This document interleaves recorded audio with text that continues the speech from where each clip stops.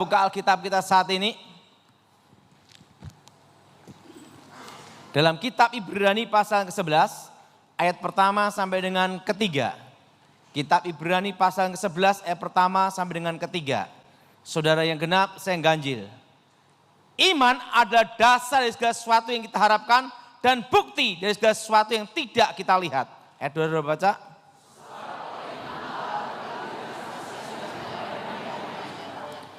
Karena iman kita mengerti bahwa alam semesta telah dijadi oleh firman Elohim. Sehingga apa yang kita lihat telah terjadi dari apa yang tidak dapat kita lihat. Dasar dari iman adalah harapan. Apa saudara? Apapun tantangan, apapun badai, apapun rintangan yang ada dalam hidupmu. Yang tidak boleh hilang dalam hidup kita adalah satu, harapan. Ngomong sama sebelahnya, harapan. Nah, walaupun belum menikah usia 50 tahun, tetap ada harapan. Kalau orang sudah hilang harapan, itu yang bahaya. Ngalami 4S.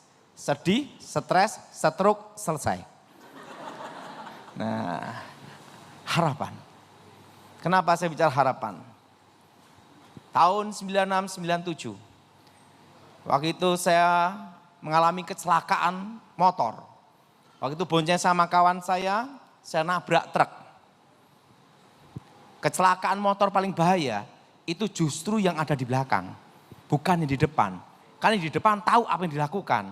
Wah, ini naik motor kenceng, saya di belakang. Ada truk, kenceng tiba-tiba berhenti, mau disalip. Yang depan gini, saya kan enggak tahu, langsung gini. Buar, badan langsung ke bak truk. Roh saya dibawa.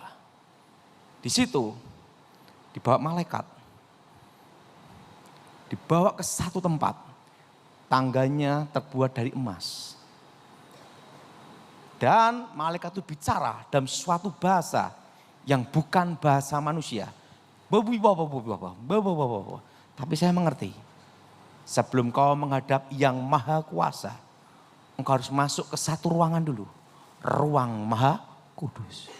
Saya lihat tirai terkoyak dari atas ke bawah. Dan terdengar nyanyian. Biar awan kemuliaanmu itu adalah. Nah setelah itu malaikat berkata, mari engkau menghadap yang maha kuasa. Saya kembali ke tangga emas itu kembali. Ada malaikat memuji menyembah Tuhan seperti derau air bah. Dan tiba-tiba ya di tahta itu bicara. Sebenarnya engkau sudah waktunya di tempat ini. Tapi karena engkau minta umurmu diperpanjang. Umurmu akan kuperpanjang di muka bumi. Tapi sebelum engkau kembali ke muka bumi. Akan kutunjukkan apa yang akan terjadi atas hidupmu dan masa depan bangsamu.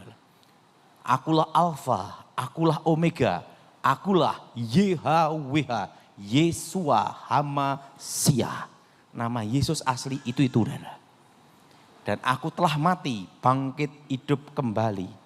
Tunjukkan lubang pakunya di sini, saudara. Coba semua pegang bagian sini, saudara. Kalau kita sering lihat kan di sini, betul? Tidak, itu di sini, saudara. Begitu tunjukkan gini, tangannya gini. Langsung hari-hari akan terjadi masa depan. Sampai tahun 2035 Indonesia, presiden, wakil presiden. Semua adalah terjadi. Setelah itu ada seorang anak kecil perempuan. Dia mandang saya, ngelihat saya. Siapa itu Tuhan? Itu anakmu di masa depan. Bayangkan, saya belum menikah, belum kenal istri, belum pacaran, udah ketemu anak. Dan anak perempuan tuh gini, dan namanya Felicia. Gini, itu anakmu di masa depan.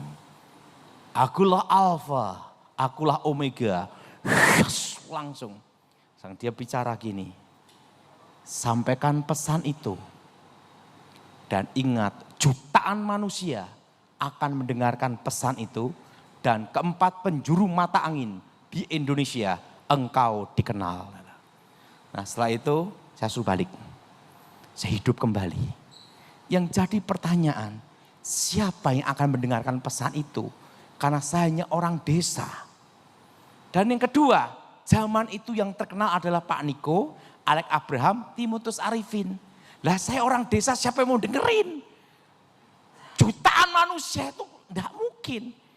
Gereja kalau kita ngomong tahun 96 ini Saudara, 97. TV hanya satu, TVRI, betul? Dua, zaman itu orang jual aqua diketawain, air kok dijual, betul? Yang jadi pertanyaan, siapa yang mau dengerin? Saya kira saya akan khotbah dari gereja ke gereja, ya sampai kapan Saudara? Jemaat maksimal hanya 1000, itu udah hebat Saudara. Itu tidak mungkin terjadi. Suatu kali saya mendapat undangan khotbah pertama kali dalam hidup saya untuk KKR. Saya pikir Tuhan janji jutaan, minimal pertama kali khotbah itu ribuan, betul? Yang datang hanya 2 orang Saudara. Itu aja 1 orang gila, 1 orang normal. Kalau saya khotbah, dia ikut khotbah Saudara. Akhirnya saya ambil keputusan, wah ini tidak mungkin terjadi, betul? Langsung saya tutup kamus, sudah saya lupain dah. Saya fokus bisnis, fokus kerja. Tahun 2001, tiba-tiba datang seorang ajudan kolonel namanya Pramono Edi Wibowo. Ajudan Megawati, ajudan presiden. 2001, Pramono Edi Wibowo, adik Ibu Ani Yudhoyono, ketemu saya di Pondok Indah. Karena ada satu wasiat dari Sarwo Edi Wibowo untuk mencari keturunan kakek saya. Karena saya kan kakek ilmu putih, nenek ilmu hitam. Lahir saya abu-abuan gitu lah. Nanti waktu saya kesaksian. Nah setelah itu, dia ngomong, dia mencari saya udah lama. Tiba-tiba terdengar suara di telinga saya. Sampaikan pesan itu. 2004, presidennya adalah Susilo Bambang Yudhoyono. Sampaikan pesan itu. Waktu itu saya berkata sama Kolonel Edi Wibowo, nanti 2004 presidennya adalah SBY. Waktu itu dia berkata, Mas tidak mungkin. Kenapa? SBY itu kakak iparku. Mbak Ani Yudhoyono itu kakak kandungku. Menteri lawan presiden. Nggak bisa Mas, pasti kalah. Itu tidak mungkin Mas. Tetapi pesan ini akan saya sampaikan kepada Mbak Ani. Dan ingat Mas, kalau ini sampai terjadi, manusia yang paling saya cari di muka bumi itu Anda. Karena apa? Karena Anda yang pertama kali bicara SBY Presiden 2004. Pasti akan saya cari. Dan pesan yang saya sampaikan kepada Ibu Ani Yudhoyono. Mbak Ani. 2004 SBY jadi presiden. Begitu SBY jadi presiden, langsung saya dipanggil, dia datang ngomong saya, Mas, masih ingat saya? Edi Wibowo, iya. Sekarang ini perintah Ibu Presiden, Mas diminta mengawal presiden. Karena Mas satu-satunya yang tahu masa depan Indonesia. Sampai tahun demi tahun. Anda diminta mendampingi, melindungi presiden secara senyap dan rahasia. Waktu saya dipanggil di Cikias, bayangkan saudara, saya satu-satunya sipil yang terpilih di antara 200 juta manusia. Saudara. Pasukan elit semua, saudara. Khususnya khusus. Baduk, penembak ruduk, sniper.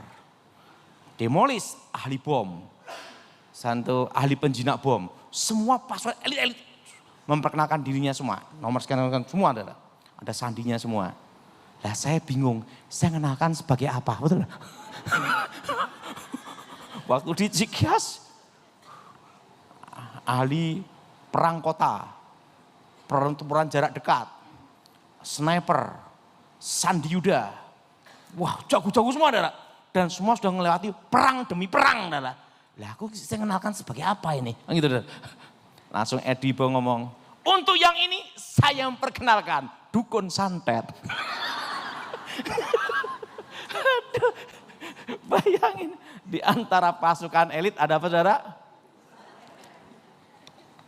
Pada waktu Edi Wibowo ngomong dukun santet, semua pada gini semua. Yang paling kecil. Nah, Saya dipanggil negara itu usia 30 tahun. Dan tugas saya adalah tim pendahulu sebelum presiden tiba. Ada di lokasi pendataan, pemetaan untuk keamanan presiden. Langsung telepon berhubungan dengan Ibu Presiden dan Kepala Staf Angkatan Darat. Kasat langsung. Langsung, oh posisi presiden aman, silakan landing. Jadi atasan saya langsung Edi Wibowo dan Ibu Presiden. Itu saya tugas tidak lama, 10 tahun. Dan tidak diganti. Berapa lama Dara? Jadi saya dulu tim Evan, tim pendahulu sebelum presiden tiba. Nah tahun 2009, waktu Edi Wibowo di Danjen Kopassus di Cicantung. Mas kan tahu apa yang terjadi atas bangsa ini. Ada pesan dari Nabi Isa alaihi wassalam. Saya ingin tahu apa yang terjadi atas bangsa ini. Jangan ditutupin. Pantim Pres dipanggil. Semua. Ini profesor, doktor, kaburator, botak, bocor-bocor semua nih. Ada di situ semua. Nah langsung di Cikeas. Dengarkan. Apa pesannya ini masuk akal tidak? Pesan dari Nabi Isa alaihi wassalam. Semua dengerin Dara. Sampaikan Mas, jangan ditutupin. Anginnya akan datang di 2018-19 dan badainya akan datang di 2020. Ekonomi berhenti seluruh Indonesia. Dan setitik terang datang di tahun 2023 dan masuk resesi ekonomi di tahun 2025-2026. Dan tahun 2035 Cina menguasai ekonomi seluruh Indonesia. Langsung. Dan hanya 4 yang bertahan. Apa saudara? Hanya ada berapa? Nah nanti kita bahas hanya 4 yang bertahan. Waktu Cina menguasai ekonomi seluruh Indonesia. Itu di tahun 2035 adalah. Nah langsung setelah itu. Coba ekonomi berhenti di tahun 2020. Setitik terang datang di tahun 2023. Pantim Pres, semua data buka semua adalah. Langsung izin Jenderal, nanti tahun 2021 dolar akan tembus 14.000 dan utang negara akan tembus 5.000 triliun. Ini datanya. Ini kelihatannya bakal terjadi pesan Nabi Isa. Nah yang kedua, yang jadi pertanyaan satu Jenderal, bagaimana ekonomi berhenti seluruh Indonesia? Hanya ada 2. Pertama perang, terjadi pemberontakan. Kedua wabah. Apa pesan Nabi Isa? Ada 3 yang harus disimpan. Pertama adalah emas. Apa saudara? Emas dan US dollar. Langsung Edi Wibowo ngomong gini, berarti akan ada inflasi di sini. Kedua, tanah untuk berkebun. Berarti akan ada krisis pangan. Dan yang ketiga, jangan utang bank. Omong sama sebelahnya, jangan utang bank. Nah, setelah itu, langsung gini, Daud dengarkan perintah, siap Jenderal. Mulai hari ini, kamu tidak boleh bicarakan ini selama Pak SBY menjabat sebagai presiden. Karena kamu ada di ring nomor 1. Kalau ini sampai keluar bocor, itu bikin rakyat gelisah dan nanti tidak bagus. Jadi lebih baik kamu stop, tutup mulut, tidak berhenti. Nah nanti setelah Pak SBY tidak jadi presiden, boleh kamu bicara. Bebas. Sejak itulah saya diem, tidak bicara apapun. 2014 saya bicara sama Edi Wibowo, diizinkan tidak saya bicara. Karena presiden sudah Jokowi, silakan bicara. 2015 saya khotbah, direkam di gereja-gereja kecil, tidak ada yang percaya. Bahkan diketawain, disesat-sesatin. Tapi saya tahu ekonomi akan berhenti. Jadi saya beli tanah kira-kira hampir 3 hektar untuk berkebun. Untuk mempersiapkan badai akan datang. Nah setelah itu 2015, 2019 pendeta-pendeta mau mecat saya. Karena bikin gelisah, bikin masalah.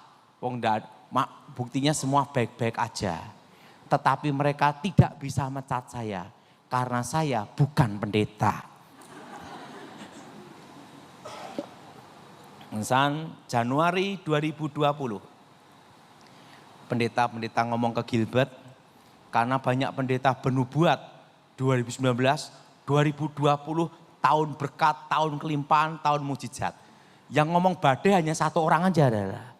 Yang dikeroyok, betul ada?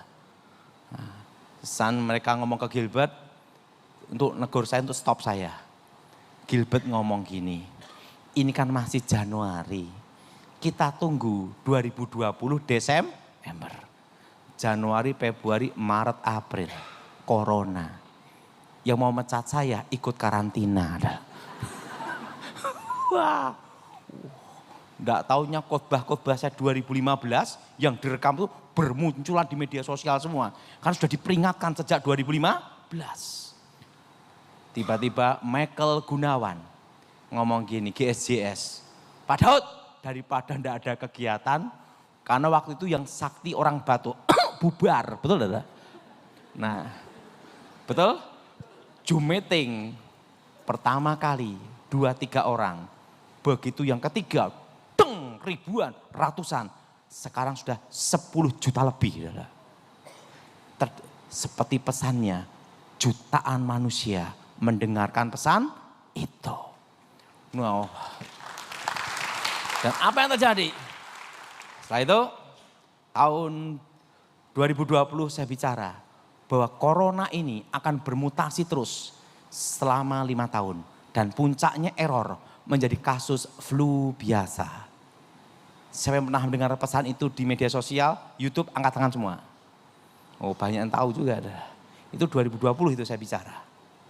Dan setelah itu tahun 2021 di Bina Geraha, di kantor kepala staf presiden saya dipanggil. Karena saya dulu kan pernah tugas mengawal presiden. Lalu saya dipanggil kepala staf presiden Jenderal Muldoko. Saya bicara, nanti wapresnya adalah Gibran. Karena di masa depan, pada waktu tahun 96, saya lihat anak muda itu. Tidak bisa mas, umurnya tidak nyampe. Undang-undang mengatakan ini. Itu di Bina Geraha saya bicara. Nah setelah itu, di tahun 2022 saya bicara, kita semua akan inflasi terus selama 5 tahun. Yang mendengar pesan itu angkat tangan saudara. Inflasi terus selama apa? 5 tahun. Nah setelah itu tahun 2022 saya di Kementerian Pertahanan, lantai 9, Gedung AH Nasution. Saya langsung ke sana. Saya ngomong sama kawan saya yang selalu di sampingnya Kemenhan, Prabowo Subianto. Saya bicara kepada Mayor Jenderal Gleni Kerupan.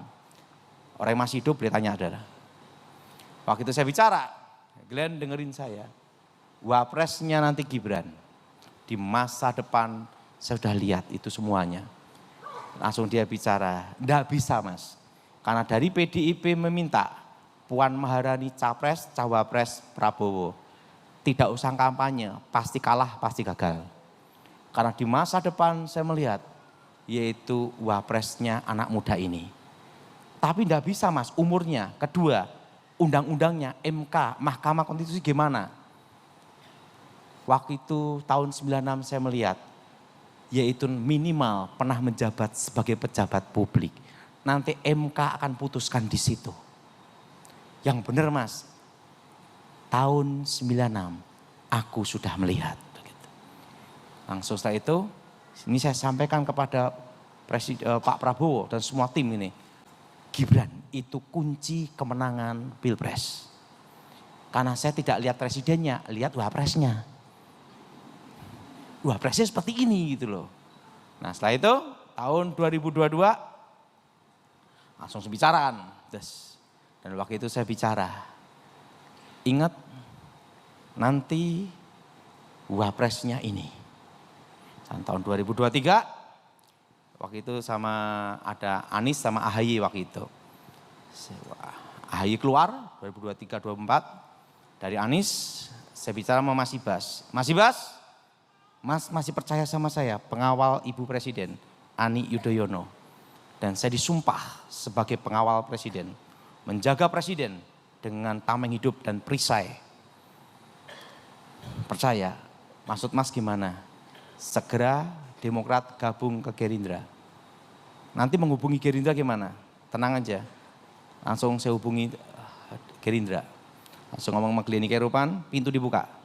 Silakan koalisi. Jadi koalisi Demokrat dan Gerindra itu cukup 3 hari, selesai.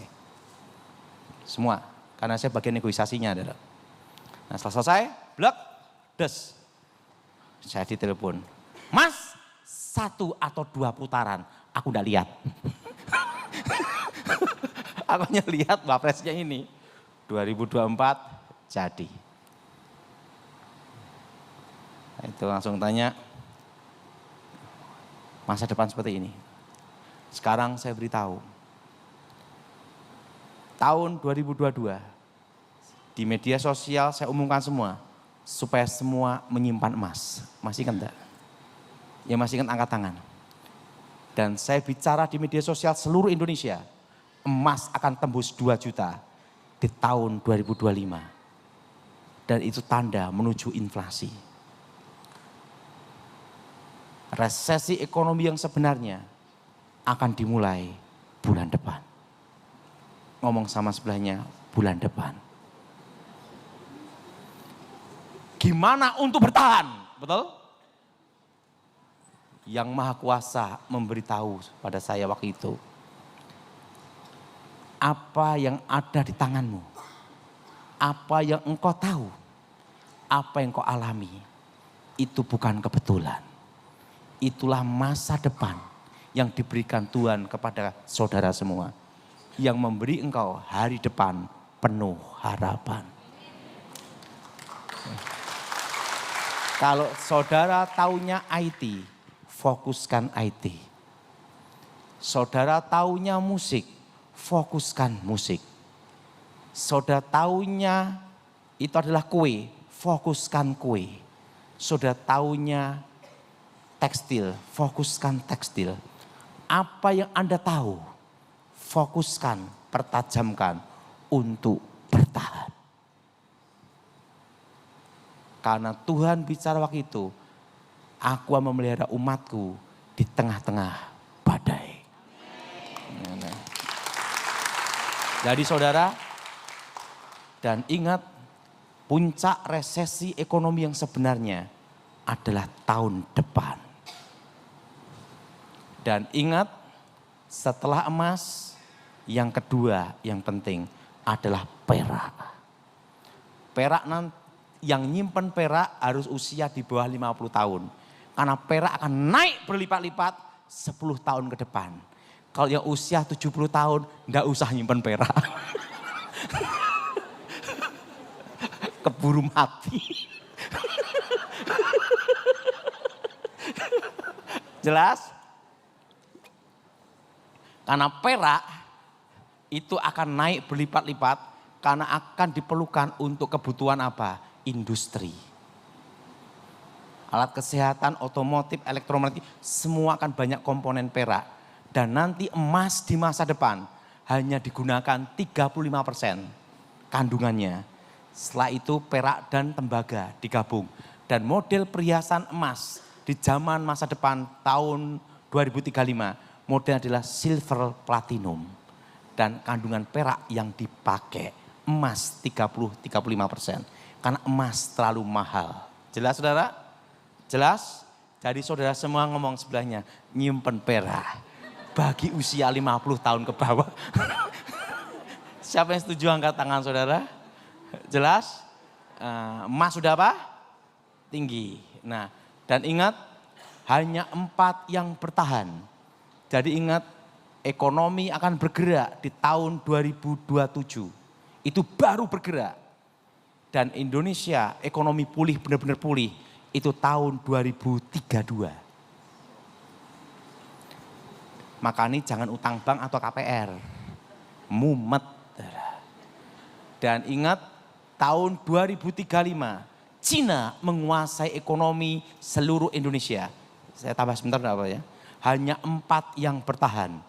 Yang 4 inilah yang sudah harus fokuskan semuanya. Pertama, pertanian perkebunan. Apa saudara? Pertanian apa? Perkebunan. Dan yang kedua, perikanan peternakan. Jelas? Apa saudara? Dan yang ketiga, logistik distribusi. Karena sopirnya harus sopir Indonesia. Termasuk pergudangan, apotek, alat kesehatan, dan toko besi aman semuanya. Karena masih ada kandungan lokalnya. Jelas saudara? Dan yang keempat, tanah.